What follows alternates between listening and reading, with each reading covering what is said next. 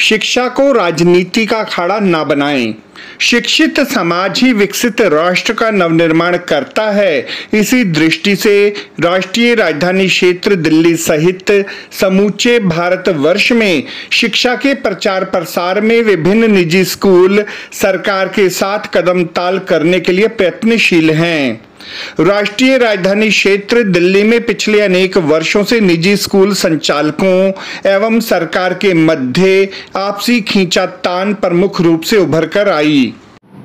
शिक्षा के क्षेत्र में आज जिस प्रकार से कोई भी व्यक्ति है खड़ा होकर के और स्कूल संचालकों को गाली देने लगता है, उनको भला बुरा कहने लगता है, लुटेरा माफिया कहने लगता है, तो एक तो मेरा ये कहना है कि हमें शिक्षा से जुड़े लोगों को इस प्रकार के शब्दों का इस्तेमाल नहीं करना चाहिए। दूसरा ये है कि ये देखना चाहिए कि शिक्षा के क्षेत्र में अगर ये पब्लिक स्कूल जो दिल्ली में काम करते हैं, अगर ये इस क्षेत्र से बाहर हो जाए तो दिल्ली की शिक्षा व्यवस्था का 50% भार इन स्कूलों ने उठा रखा। उसके लिए सरकार के पास इतना इंफ्रास्ट्रक्चर नहीं है कि उनको वो एडजस्ट कर सके।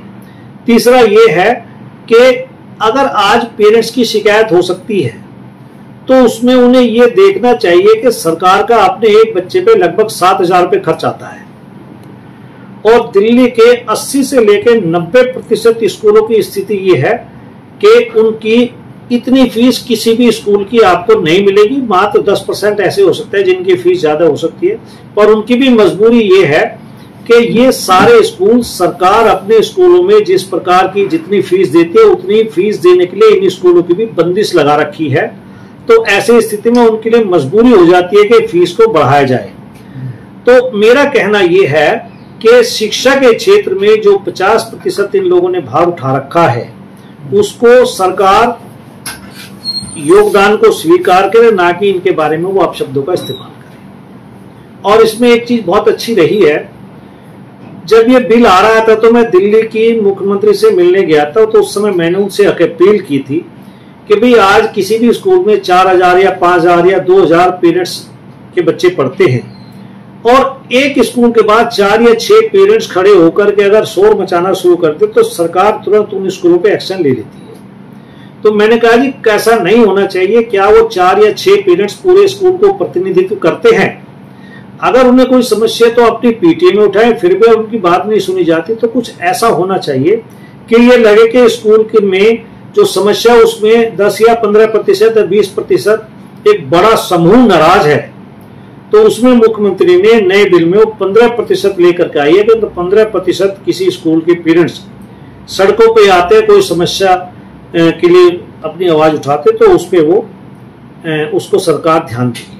तो इसका मैं समर्थन करता हूं। और दूसरा ये भी है कि जो पेरेंट्स हैं उनको भी ये देखना चाहिए कि आज आपके घर पे एक अच्छी शिक्षा स्कूल ये दे रहे हैं, अगर ये आज आपके बीच से हट जाए तो आपके पास वो सरकारी स्कूलों में भी जगह नहीं मिलेगी और ना ही सरकारी स्कूलों में वो चीज मिलती है जो आपको इन स्कूलों में मिलती है।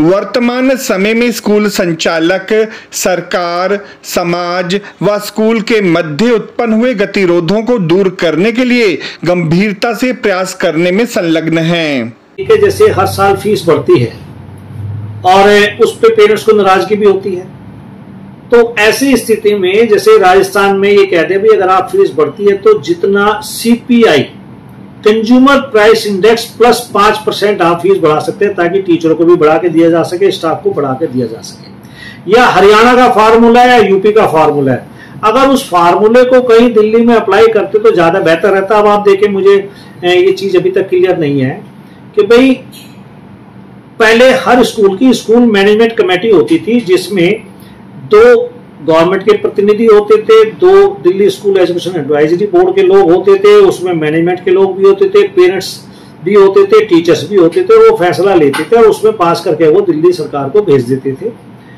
अब इसमें जो स्कूल लेवल पे जो कमेटी बनाई गई है उसमें 100% की सहमति होगी तो वो पास होगा और उसमें से एक भी व्यक्ति अगर मना कर देगा तो वो पास नहीं होगा। यूनानिमस जो डिसीजन कहा गया उससे मुझे लगता है कुछ समस्याएं पैदा होंगी। अगर मेजोरिटी वोट कर देते तो उसमें शायद समस्याएं हल हो जाती। और यही आपने जिला स्तर की कमेटी में किया, यही आपने प्रदेश स्तर की कमेटी में किया। दूसरा थोड़ा सा मुझे ये भी इसमें अटपटा लगा कि इसमें अगर किसी को असहमति है तो वो किसी भी सिविल कोर्ट में अपनी बात नहीं कह सकता। ये शायद लगता है कि मेरे अधिकार का हनन है। मुझे अपनी बात, अगर मैं किसी से सहमत नहीं तो मुझे कोर्ट में जाने का अधिकार है, और वो इसमें जो रोक लगाया गया, मुझे लगता है कि सरकार को इसके ऊपर पुनर्विचार करना चाहिए। Delhi state public schools management association के अध्यक्ष श्री आरसी जैन का तर्क है कि सरकार द्वारा निश्चित अवधि के अंतराल पर स्कूल की फीस निश्चित सीमा तक बढ़ाई जाए, ताकि ना तो अभिभावकों पर अत्यधिक बोझ पड़े और ना ही विभिन्न स्कूलों के अध्यापन कार्यों में लगे हुए शिक्षक वर्ग के अधिकारों का हनन हो। अब उस लॉकिंग पीरियड का मुझे एक चीज सवाल नहीं आता कि आज आपने कह दिया भाई आप 3 साल में एक बार फीस बढ़ाएंगे। अगर मैं 3 साल बाद के खर्चों को ध्यान में रख करके आज फीस बढ़ाता हूं तो पेरेंट्स के ऊपर बोझ है, और अगर मैं आज की स्थिति को ध्यान में रख के फीस बढ़ाता हूं तो 3 साल में मुझे डीए की किस्तें भी देनी है, हर साल स्टाफ को भी बढ़ा के देना है, तो वो कहां से पूरा होगा। अब मुझे लगता है कि टीचर तो चाहेंगे फीस बढ़े, पेरेंट्स चाहेंगे फीस ना बढ़े, तो इससे क्लैशेस बढ़ेंगे। थोड़ा सा सरकार को इसके बारे में, जो हम लोग 40-50 साल से शिक्षा के क्षेत्र में हैं, तो मुझे लगता है कि हमारे अनुभव का सरकार को निश्चित रूप से फायदा उठाना चाहिए। श्री आरसी जैन का मत है कि शिक्षा के क्षेत्र में कोई भी बाहरी दबाव शिक्षा जैसे नेक कार्य पर हस्तक्षेप ही साबित होगा, जो निश्चित रूप से शिक्षित होते हुए समाज पर कुठाराघात कहा जाएगा।